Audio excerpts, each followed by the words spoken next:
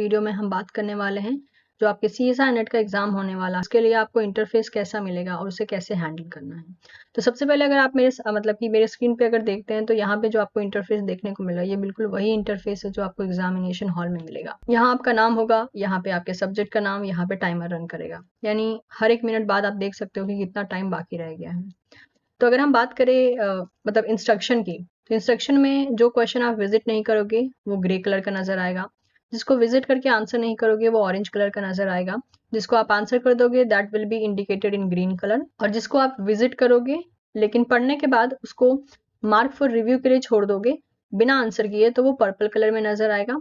और जिस क्वेश्चन पे आपने विजिट किया है, आंसर देने के बाद उसको मार्क फॉर रिव्यू कर दिया है, तो वो क्वेश्चन जो है आपको पर्पल कलर के डॉट में एज वेल एज उसके ऊपर एक ग्रीन कलर का सर्कल बना हुआ मिलेगा। Make sure final answer submit करने से पहले, यानी जब आपका टाइम ओवर हो जाएगा उससे पहले, अगर आपने ये मार्क फॉर रिव्यू वाला ऑप्शन मतलब कि एज इट इज ही रहने दिया तो भी ये वाला जो पोर्शन होगा ये इवैल्यूएशन में ले लिया जाएगा। मतलब यहाँ पे जो आपने आंसर मार्क किया है उसके बाद रिव्यू के लिए छोड़ दिया है, तो ये आपका आंसर जो है वो लोग कंसिडर कर लेंगे और उसको चेक कर देंगे, चाहे अब वो आपका आंसर सही हो या गलत हो, मतलब कि वो इवैल्यूएट कर लिया जाएगा। इस तरीके से सारे क्वेश्चन नंबर आपको दिखेंगे अपने स्क्रीन पे, और 1 2 3 करके आप इस पे भी क्लिक करके आगे बढ़ सकते हो, या फिर डायरेक्टली जो है यहाँ पे सेव एंड नेक्स्ट पे क्लिक करके नेक्स्ट क्वेश्चन पे बढ़ सकते हो, या फिर यहाँ से भी बढ़ सकते हो। ये ऑप्शन आपकी स्क्रीन पे दिया होगा या इनमें से कोई भी एक ऑप्शन दिया होगा। हिंदी इंग्लिश को सेलेक्ट करने का ऑप्शन भी आपके स्क्रीन पे ही मिल जाएगा जब आप इंस्ट्रक्शन पढ़ रहे होगे। क्वेश्चन को मान लीजिए आपने ये आंसर किया है, क्लिक कर दिया, उसके बाद आपको सेव एंड नेक्स्ट करना है। अगर आपको आपने आंसर दिया है उसके बाद आप उसको मार्क फॉर रिव्यू करना चाहते हो तो इस पे save and mark for review कर दोगे। अगर आपने कोई आंसर टिक कर दिया है लेकिन आप उसको इरेज करना चाहते हो, मिटाना चाहते हो, तो आप क्लियर रिस्पॉन्स पे क्लिक कर दोगे। और अगर कोई क्वेश्चन ऐसा है जिसको आप आंसर नहीं देना चाहते हो लेकिन उस पर बाद में सोचना चाहते हो, इसलिए आप उसको रिव्यू कर रहे हो, तो मार्क फॉर रिव्यू करके आप नेक्स्ट कर दोगे। नॉर्मल नेक्स्ट भी ऑप्शन पे आता है तो आप उसको भी कर सकते हो, सबमिट करके आगे बढ़ोगे।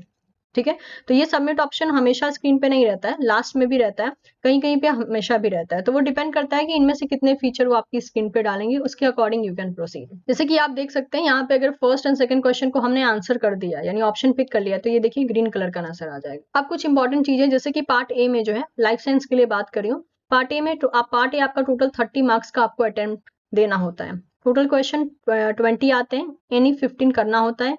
एक क्वेश्चन के लिए 2 मार्क्स मिलेगा, नेगेटिव के लिए 0.5 मार्क्स कटेगा। पार्ट बी आपका टोटल 70 मार्क्स का इवैल्यूएशन के लिए आता है। टोटल क्वेश्चन 50 आते हैं, एनी 35 करना होता है जो कि आपको 70 मार्क्स देगा। 2 मार्क्स हर एक करेक्ट क्वेश्चन के लिए, नेगेटिव मार्क्स के लिए 0.5 कटेगा। पार्ट सी में जो है आपको टोटल 100 मार्क्स मिलता है इवैल्यूएशन के लिए, जिसमें से 75 क्वेश्चन में से एनी 25 करना होता है जो आपको 100 मार्क्स देगा। 4 मार्क्स आपको करेक्ट क्वेश्चन पे मिलेगा और 1 मार्क्स आपका नेगेटिव पे कटेगा। कुछ बातें आपको ध्यान में रखनी है, ये बातें तो अभी फिलहाल में हट चुकी हैं, ये प्रिपरेशन टाइम के लिए थी। एग्जाम का लेवल मॉडरेट टू टफ तक जा सकता है लेकिन ये प्रेडिक्टेबल नहीं है, क्योंकि डिपेंड करता है, क्योंकि हर एक बार का जो क्वेश्चन पेपर होता है वो फ्लक्चुएट कर सकता है, कभी एवरेज आ सकता है, मॉडरेट, थोड़ा सा टफ या काफी इजी, मतलब ये फ्लक्चुएट कर सकता है, तो उसका कुछ प्रेडिक्शन नहीं है कि कैसा आने वाला है, बट लेवल कुछ ऐसा ही रहता है। जो एग्जामिनेशन मोड होगा वो होगा ऑनलाइन, यानी ऑनलाइन ही आपको एग्जाम देना है। कैलकुलेटर अलाउ नहीं किया जाएगा। एग्जाम का ड्यूरेशन 3 आवर्स का होता है।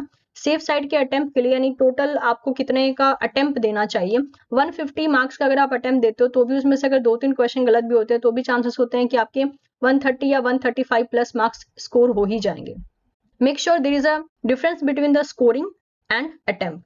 अटेम्प्ट आप थोड़ा सा ज्यादा कर दोगे क्योंकि आपको स्कोर जो है सेफ साइड का करना है, तो इसलिए 150 प्लस का भी अगर आप अटेम्प्ट देते हो तो चांसेस होते हैं कि अगर गलतियां भी होती हैं तो आपकी स्कोरिंग जो है 130-135 तक आकर रुक जाएगी, और इतने जो मार्क्स होते हैं वो लगभग आपको सेफ साइड पे पहुंचा देते हैं।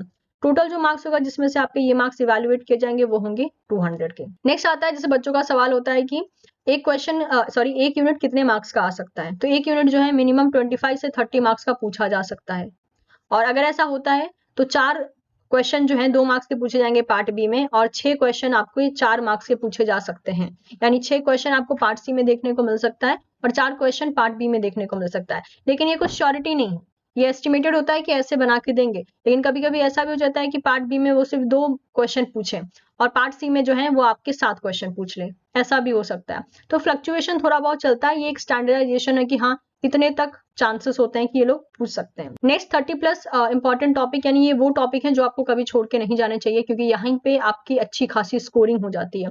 ऑल्दो इसका लिस्ट टीचिंग पाठशाला पे ही अवेलेबल है। अगर आप रेगुलर व्यूअर हैं टीचिंग पाठशाला के तो आपको ऑलरेडी ये लिस्ट मिल चुकी होगी।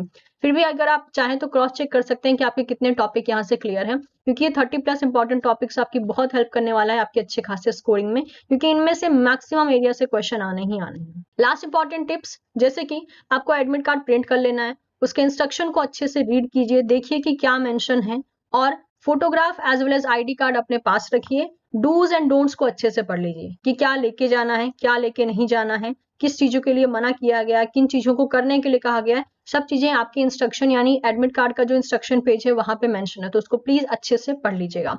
अपने पास extra mask as well as sanitiser आप रख सकते हैं, इन केस अगर कोई जरूरत पड़ी तो आप उसका इस्तेमाल कर सकते हैं। नेक्स्ट बात आती है, बच्चे पूछते हैं मैम पेपर कहाँ से स्टार्ट करें, पार्ट ए से, पार्ट बी से, पार्ट सी से। क्योंकि ये ऑनलाइन मोड है तो यहाँ पे कुछ अलग से रूल नहीं चलता कि पार्ट बी से शुरू कीजिए, पार्ट सी से या पार्ट ए से। आई विल सजेस्ट, अगर आपका, क्योंकि पार्ट बी में मेमोरी बेस्ड क्वेश्चन ज्यादा आते हैं, तो अगर आपका मेमोरी पावर थोड़ा वीक है तो आई विल सजेस्ट कि आप पार्ट बी को पहले कर लीजिए, ताकि आपको जो याद है वो चीजें आप पहले इंप्लीमेंट कर सको। और अगर आपका मेमोरी पावर काफी स्ट्रांग है तो आप पार्ट सी पार्ट बी दोनों में से जहां से भी चाहें आप स्टार्ट कर सकते हैं, ऐसा कोई रूल नहीं है, क्योंकि हर एक क्वेश्चन को आपको विजिट करके ही आगे आगे बढ़ना है। क्योंकि ये तो कोई पेपर वाला मतलब कि एग्जाम तो है नहीं कि पेपर पलट के देख लिया कि किसमें क्या क्या क्वेश्चन आते हैं, क्योंकि उसमें थोड़ा टाइम बचता था। इसमें टाइम जो है आपको हर एक क्वेश्चन को विजिट करते हुए आगे चलना पड़ेगा। जो राइट साइड में बॉक्स रहता है, क्वेश्चन आंसर, क्वेश्चन नंबर लिखे रहते हैं, उस पर भी क्लिक करके आप क्वेश्चन पे आगे बढ़ सकते हो, लेकिन आपको ये पता नहीं होता कि कौन से नंबर का क्वेश्चन किस बारे में बोल रहा है, तो वहां पे थोड़ी सी डिफिकल्टी हो जाती है। उसके बाद ये तो हो गई पेपर की बातें। नेक्स्ट आता है कि don't take initial risk in the unknown part. शुरुआत में जब आप पेपर अटेंड करना शुरू करते हो तो जो पार्ट आपको नहीं पता उसके ऊपर रिस्क मत लीजिए। कहते हैं ना, स्टार्टिंग का जो 1 घंटा होता है उसमें ये जरूरी नहीं होता कि आपने कितना अटेम्प्ट किया, ये जरूरी होता है कि कितना सही अटेम्प्ट किया, क्योंकि जो स्टार्टिंग में आप कॉन्फिडेंस बूस्ट करते हो ना कि यस मैं ये क्वेश्चन कर पा रहा हूँ, वही कॉन्फिडेंस आपकी मदद करता है आगे के 2 घंटे को रेगुलेट करने में। तो शुरुआती टाइम में ऐसे क्वेश्चंस को पिक कीजिए जो कि आपको आते हैं 100% श्योरिटी के साथ, ताकि आप उसमें उसको सही ढंग से कर पाओ और आपके अंदर एक कॉन्फिडेंस बिल्डअप हो कि यस मैं क्वेश्चन कर पा रहा हूँ। वो विश्वास बहुत जरूरी होता है एग्जामिनेशन हॉल में। नेक्स्ट, पहले आप ऐसे क्वेश्चन को सॉल्व कीजिए जो यूनिट आप प्रिपेयर करके गए हैं, और साथ ही साथ वो लेस टाइम टेकिंग है। ठीक है, जो यूनिट पहले प्रिपेयर करके गए हैं उनके क्वेश्चन अटेंड करना पहले जरूरी है। ऐसा ना हो कि जो यूनिट, मान लीजिए आपने यूनिट नंबर 5 प्रिपेयर नहीं किया और आप यूनिट नंबर 5 के क्वेश्चंस को करने में लगे, वो आपका एक्स्ट्रा टाइम वेस्टेज करवाएगा। तो ऐसा नहीं करना है। जो यूनिट आप प्रिपेयर करके गए हो पहले उसके क्वेश्चन देखिए और उसको सॉल्व कीजिए। उसके बाद आपके पास टाइम बचता है और आपको लगता है यार सेफ साइड अभी तक अटेम्प्ट नहीं किया है, उतना नंबर में अटेम्प्ट नहीं कर पाया हूँ जितने की मुझे जरूरत है, जितना मुझे CSR क्लियर करवा सकता है, तो आप दोबारा से विजिट करके अलग अलग क्वेश्चंस पे उन पे ट्राई ले सकते हैं। जो क्वेश्चन आपका बहुत ज्यादा टाइम ले रहा है उसके ऊपर स्टिक नहीं रहना है, मतलब कि चिपके हुए रहिए उस क्वेश्चन के ऊपर और आगे नहीं बढ़ना, ये नहीं करना है। हो सकता है आप अगले क्वेश्चन पे स्विच करें, अगला वाला क्वेश्चन आसान हो, तो आपको ये जो लेंदी क्वेश्चन है जो बहुत ज्यादा टाइम ले रहा है उसको करने की जरूरत ही ना पड़े। तो सारे क्वेश्चन को जो है मौका दीजिए कि आप रीड कर पाए और डिसाइड कर पाए, क्योंकि ऐसा तो है नहीं जितने क्वेश्चन आ रहे हैं आपको सारे करने हैं। 145 क्वेश्चन आ रहे हैं, आपको यानी 75 करने हैं, पार्ट A B C मिला करके। तो ऑप्शन बहुत सारे मिलेंगे आपको क्वेश्चन के, आपको बस स्मार्टली उनको सेलेक्ट करना है। मार्क फॉर रिव्यू कीजिए, अगर आपको जरूरत महसूस होती है किसी क्वेश्चन पे दोबारा सोचना चाहते हैं, मार्क फॉर रिव्यू ऑप्शन का आप इस्तेमाल कर सकते हैं। क्वेश्चन को बहुत अच्छे से आपको रीड करना है ताकि ऐसी गलतियां इग्नोर हो, जैसे कि क्वेश्चन में क्या पूछा है, करेक्ट पूछा है या इनकरेक्ट पूछा है, ट्रू पूछा है, फॉल्स पूछा है, एक्सेप्ट पूछा है या इंक्लूडेड पूछा है। ये सारी चीजों का आपको बहुत अच्छे से ध्यान देना होता है, तभी आप प्रॉपर ढंग से चीजों को कर पाते हैं। ठीक है, अदरवाइज जो सिली मिस्टेक्स होती हैं उन्हीं को हम बार बार रिपीट करते रहते हैं, तो वो नहीं करना। इसके लिए जरूरी होता है क्वेश्चन को ध्यान से रीड करना। Elimination method and odd one option जो होते हैं उनको यूज करेंगे आप तो आपका टाइम बहुत अच्छा सेव होगा। एलिमिनेशन मेथड में क्या होता है, एक ऑप्शन को पढ़ते ही बाकी ऑप्शन एलिमिनेट हो जाते हैं, वो elimination method. Odd one out यानी 3 एक जैसी चीजें हैं और लास्ट वाली एकदम यूनिक चीज है तो उसको भी हटा सकते हो। तो जब एलिमिनेशन मेथड और ऑड वन आउट का आप ऑप्शन अगर मतलब कि यूज करते हो एग्जामिनेशन हॉल में तो आपका टाइम अच्छा सेव होता है। टाइम मैनेजमेंट बहुत जरूरी होता है, जैसे कि आपके पास रेशियो क्या है, आप हो सकता है पार्ट सी को 100 मिनट दे सकते हो, ठीक है, क्योंकि 180 मिनट का पेपर हो रहा है 3 घंटे की अगर हम बात कर रहे हैं तो, और पार्ट A एंड B को मिलाकर आप रेस्ट 80 मिनट का टाइम दे सकते हो। कुछ बच्चे ऐसा नहीं देते हैं तो क्या करते हैं, कुछ बच्चे कहते हैं हम पार्ट C को 90 मिनट देंगे और पार्ट A एंड B को हम मिला के 90 मिनट देंगे। आप ऐसे भी कर सकते हो, तो ये डिसाइड कर सकते हो। लेकिन ध्यान रखिए कि क्योंकि पार्ट सी बहुत ज्यादा मार्क्स का है, क्योंकि 100 मार्क्स का है, बहुत बड़ा वेटेज रखता है, तो उसको उसी के अकॉर्डिंग जितना टाइम वो डिजर्व करता है उसके अकॉर्डिंग आप इसको रेगुलेट कर सकते हैं। नेक्स्ट है don't repeat the mistake you have did earlier. पुरानी मिस्टेक अगर आपका दूसरा तीसरा अटेम्प्ट है, तो जो पुराना मिस्टेक आपने किया था एग्जामिनेशन के टाइम पे, उस मिस्टेक को कोशिश कीजिए रिपीट ना करने की, वरना गिल्ट बहुत ज्यादा रह जाता है। Don't think it will be easy और tough, just focus on what on your response. क्योंकि अभी क्या हो रहा है कि पेपर बहुत लंबे टाइम बाद हो रहा है। कुछ बच्चों का कहना होता है मैम पेपर टफ आ गया तो, मैम अगर कट ऑफ हाई चला गया तो, अगर मगर के पीछे ही जो है बच्चे ज्यादा टाइम वेस्ट कर देते हैं। हमको नहीं पता पेपर कैसा आएगा, और हमें सोच के भी क्या करना है, क्योंकि हमें तो हमारे रिस्पॉन्स पे फोकस करना है।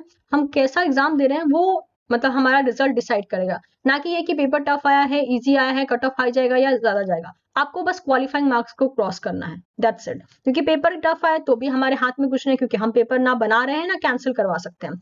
और अगर कट ऑफ हाई जाए तो भी हम कुछ नहीं कर सकते हैं, कट ऑफ लो जाए तो भी वो हमारे हाथ में नहीं। हमारे हाथ में सिर्फ अपना रिस्पॉन्स प्रॉपर देना, यानी अपना परफॉर्मेंस अच्छा रखना, ताकि हम मैक्सिमम स्कोर कर पाए और CSR क्वालिफाई कर पाए।